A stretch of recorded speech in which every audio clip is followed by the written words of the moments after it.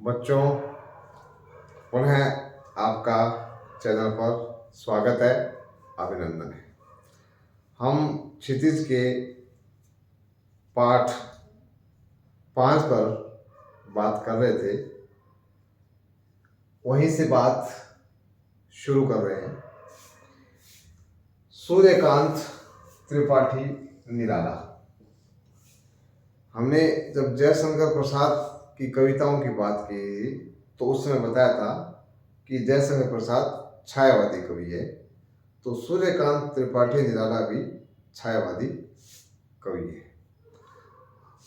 निराला जी की विशेषता थी कि इनकी कविताओं में छायावाद भी है और प्रगतिवाद भी है। संक्षेप में समझ लें कि छायावाद में जब सूक्ष्म चित्रण होता है, प्रकृति का चित्रण होता है, कल्पना का चित्रण होता है, और यथार्थवाद में, प्रगतिवाद में जो दीन पीड़ित उनकी आवाज़ को साहित्य में प्रमुखता से कहा जाता है, रखा जाता है। तो निराला जी वैसे तो उत्तर प्रदेश के रहने वाले थे, उन्नाव जिले के रहने वाले थे। बाकी इनका जन्म पश्चिम बंगाल में हुआ और वहीं इन पर प्रभाव पड़ा बंगाल के विवेकानंद जी और स्वामी परमहंस जी का, और इन्होंने गद्य और पद्य दोनों ही लिखे। तो इनकी जो मूल रचनाएं हैं, जो प्रसिद्ध है, अनामिका, परिमल, ये गीतिका, ये नए पत्ते, ये इनकी मुख्य रचनाएं हैं। इनकी रचनाओं में आप क्रांति भी देखेंगे, प्रेम भी देखे हैं और प्रकृति का वर्णन भी है। तो हमने जिक्र किया था कि प्रगतिवादी और छायावादी दोनों ही रूपों में इनको सम्मान मिला है। तो अभी जो हमारी पाठ्यक्रम में जो कविताएं लगती है, दो है, एक अट नहीं रही है और एक ये बादल कविता है जिसका शीर्षक है उत्साह। तो पहली कविता में आपको क्रांति का, विप्लव का, उत्साह का एक संचरण मिलेगा और दूसरी कविता में छायावादी स्वर है। तो जब आपको परीक्षा में प्रश्न पूछे जाएंगे तो इतनी सी आपको कवि के बारे में जानकारी जरूरी है। यूँ तो बातें बहुत सी बताई जा सकती है कवि के बारे में, परंतु बातें उतनी ही आपके लिए ठीक है जितनी आपके पाठ्यक्रम में शामिल है या परीक्षा में जो बातें पूछी जा सकती है या जिनके आधार पर सवाल आपसे किए जा सकते हैं। अब हम कविता जो मूल हमारे पाठ्यक्रम में लगती है, जिस पर पूरे पाठ का फोकस है, वो है एक तो उत्साह। उत्साह का मतलब यही होता है हम किसी काम को करने का एक जो जोश होता है, जोश कह दो, उत्साह कह दो, एक उमंग कह दो काम की, उसको कहते हैं, जिसमें हम जो काम करने में आनंद का और वो स्फूर्ति का भाव होता है। आनंद का और फुर्ती का भाव, मान लो मस्ती का और फुर्ती का एक साथ जब भाव आ जाता है तो हम उसके कहते हैं उत्साह। अब इसको कवि ने बादल के माध्यम से आम जो लोग हैं, जो दुखी है, पीड़ित है, गरीब है, उनमें कैसे उत्साह का भाव भरना है, वो कविता में कवि ने बादल के माध्यम से कहा है। बादल इनका प्रिय विषय रहा है। मतलब कवि होता है ना, इनमें मोह होता है कि एक विषय को लेकर के उठाते हैं, तो बादल कवि का मुख्य विषय है। अपनी बात कहने के लिए ये बादल का सहारा लेते हैं।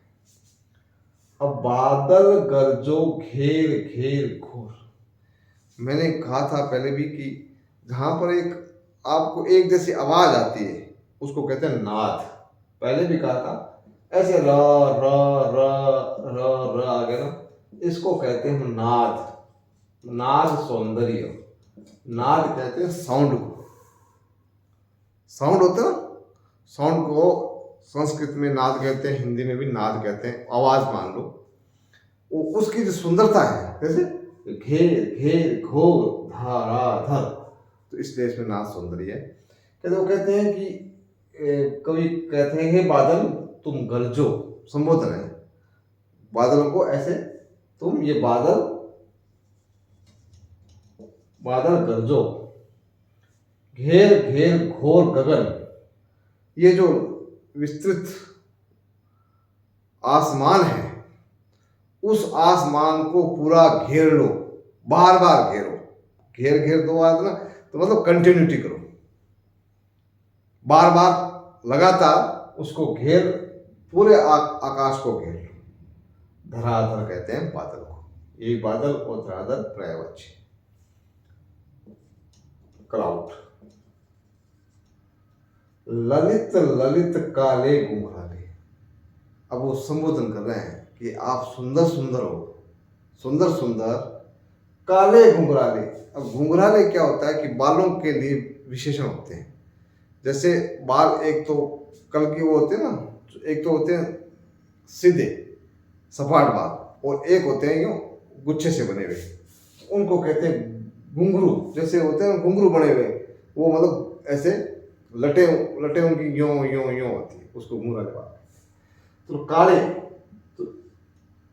तो जैसे बच्चे के सुंदर सुंदर काले काले घुंघराले बाल होते हैं, तो आसमान का जो सौंदर्य है, आसमान में जो बादल है, आप ऐसे लग रहे हो जैसे छोटे बच्चे के काले काले सुंदर सुंदर बाल है। अब ये जो बाल यहाँ लगा हुआ है, तो यहाँ ये बाल कवि ने अलग से लिखा नहीं है, परंतु यहाँ हमें इस बाल को स्वीकार करना पड़ेगा, क्योंकि घुंघराले के साथ घुंघराले बाल का विशेषण होता है, बाल में केश। तो यहाँ दूसरा बच्चा आ गया।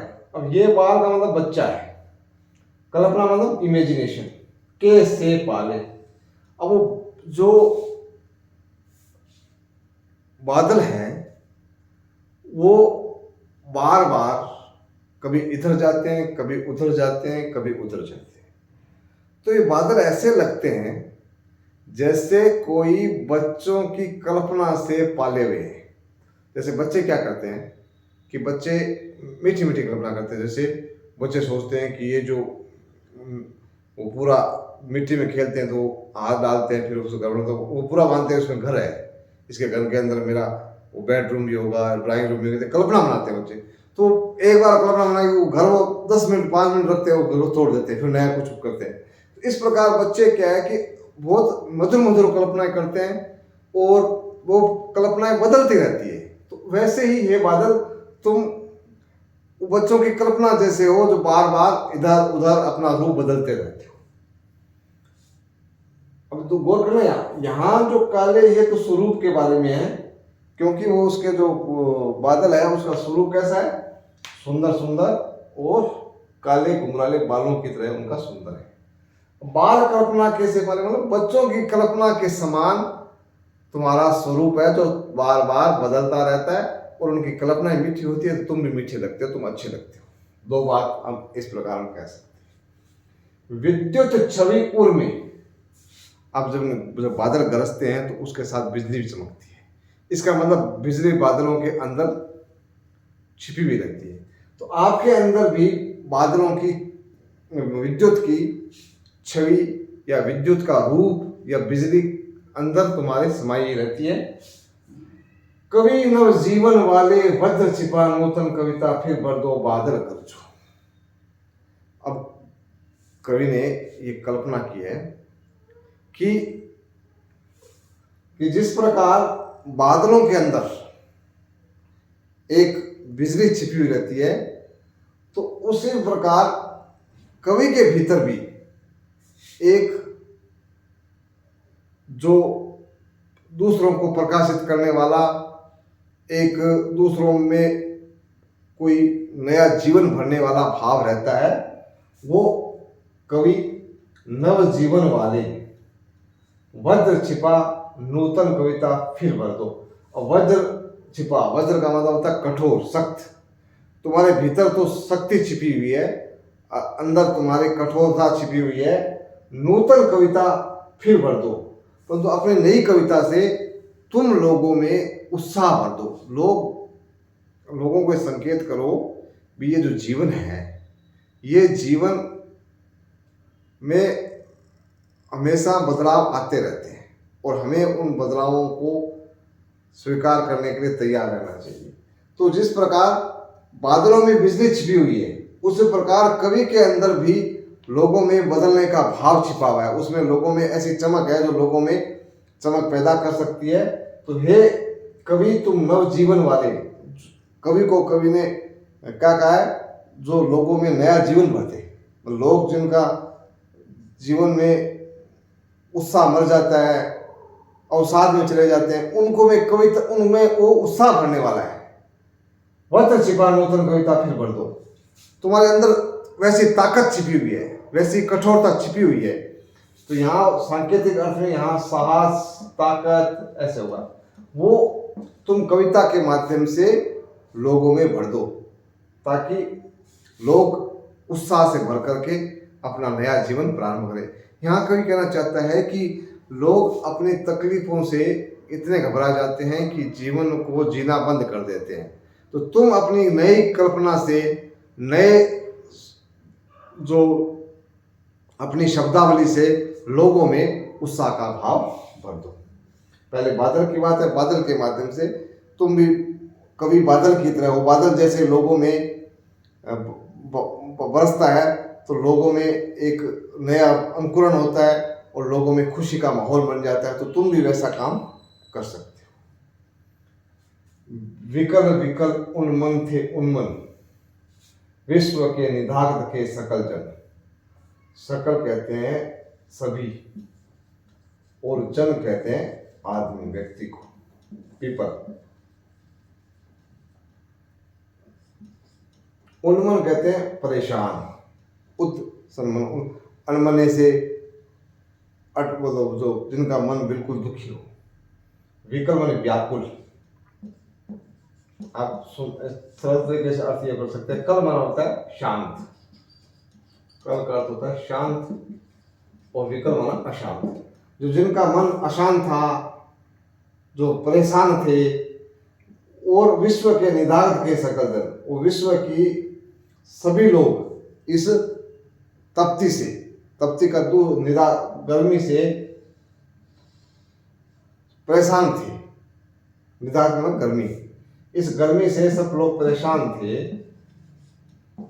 आए अज्ञात दिशा से अनंत के घर। तो तुम अज्ञात दिशा से, जैसे बादल आते हैं ना, तो कई पता ही नहीं चलता किधर से बादल आ जाते हैं और बरस जाते हैं और खेत को हरा भरा कर देते हैं। अज्ञात दिशा से उन अनंत, अनंत माना जिसका अंत नहीं हो, घन माना बादल। तो तुम अनंत दिशा से बादल आकर के तप्त धरा, तप्त माना वो जली हुई, तपी हुई, धरा माना पृथ्वी, जल से, पानी से फिर शीतल कर दो, मतलब ठंडा कर दो। बादल जब बरसते हैं तो धरा भी ठंडी होती है और लोगों के मन में भी ठंडक आता है। मतलब लोगों में एक जो उत्साह टूटा हुआ होता है, वो उत्साह बादल के बरसने से लोगों में उत्साह पुनः आ जाता है। तो यहाँ ये कवि तो सीधा सीधा पहले बात बता रहा है कि लोग गर्मी से व्याकुल है, अशांत है, अनमने हैं, और आए अज्ञात दिशा से अनंत के घन, तप्त धरा जल से फिर शीतल कर दो, बादल कर दो। हे बादल, तुम गरजो और बरसो, और अनंत दिशा से आए हो तो वहां रुको मत, तुम आकर के बरसो। तुम बरसोगे तो खेत भी हरे भरे होंगे, प्रकृति में भी हरापन आएगा, उसको खिलखिला उठेगी, और वो प्रकृति खिलखिला उठेगी तो लोगों का मन भी खिलखिला उठेगा। उनमें भी किसका संचार होगा? उत्साह का संचार होगा। वो भी जीना जो अभी छोड़ दिया चुके हैं, वो जीना वापस शुरू कर देंगे। अब हम थोड़ा सा इसमें, अभी हम थोड़ी सी इसकी, ये तो थी एक तरह से इसका भाव सौंदर्य। इस भाव सौंदर्य में दो बातें कवि एक साथ कह रहा है। एक तो जब गर्मी बढ़ती है, लोग वैसे परेशान होते हैं प्रकृति में, और बादल आए हैं तो बादलों का तुम बरस जाओ ताकि लोगों को इस गर्मी से राहत मिले। साथ में इस धरती में जो वनस्पतियां हैं वो खिले, और प्रकृति हरी भरी बने। एक बात तो ये। दूसरी बात ये कह रहे हैं, कवि कह रहे हैं, हे कवि तुम भी जैसे बादल नए जीवन देने वाले होते हैं, नई वनस्पति पैदा करने वाले होते हैं, तो तुम भी ऐसा कर सकते हो और तुम अपनी कल्पना से लोगों के मन में जो उत्साह का भाव मर गया है वो उत्साह का भाव भरो। क्योंकि जो कवि को ब्रह्मा के समान बताया गया है, जो जैसे ब्रह्मा नया निर्माण कर देता है, नया सृजन कर देता है, वैसे तुम नई कल्पना से नई कविता बना सकते हो और वो कविता लोगों में उत्साह का भाव बढ़ सकती है। तो आप अब जैसे एक यहाँ पर मानवीकरण किया गया है। मानवीकरण इसलिए किया गया है कि कविता को वो जो बादल है उसके स्वरूप को वो बच्चे की कल्पना के समान बताया गया है। और यहाँ जो ये हो गया, ये भी ललित काल एक मुरारी, यहाँ भी उपमा अलंकार है, हालांकि वो सम और वगैरह है नहीं, बाकी उपमा अलंकार है। विकल विकल दो शब्द आगे, इसका मतलब पुनरुक्ति प्रकाश अलंकार है, जिसका जिक्र हम पहले ही कर चुके हैं कि जब दो शब्द एक साथ आ जाए तो वहां पुनरुक्ति प्रकाश अलंकार होता है। और इस पूरी कविता में जो विशेष बात है कि कवि क्रांति का संदेश दे रहा है, परिवर्तन का संदेश दे रहा है, और जो लोगों को पीड़ा है उस पीड़ा को मिटाने की बात कर रहा है। किसको कह रहा है? जो कलम का धनी है, लेखक है, बादलों के माध्यम से वो कलम के धनी लेखक को ये संकेत कर रहा है कि तुम लोगों की जो दर्द है उनका बखान करो, उनको वर्णन करो और उनमें उत्साह का संचार करो। वज्र छिपा, तुम्हारे अंदर वो ताकत है कि तुम लोगों में उत्साह भर सकते हो। जैसे कविता में प्रश्न कैसे पूछे जाते हैं, यहाँ कवि ने वज्र छिपा नूतन कविता फिर बढ़ दो, का मतलब क्या है? कोई यह कहना चाहता है कि हे कवि, हे लेखनी के धनी, तुम अपनी कल्पना से ऐसी कविताएं लिखो ताकि लोग जो सुप्त है, सोए हुए हैं, दबे हुए हैं, कुचले हुए हैं, उनको अपना जीना का तरीका सिखाओ और उसमें नए जीवन का संचरण करो।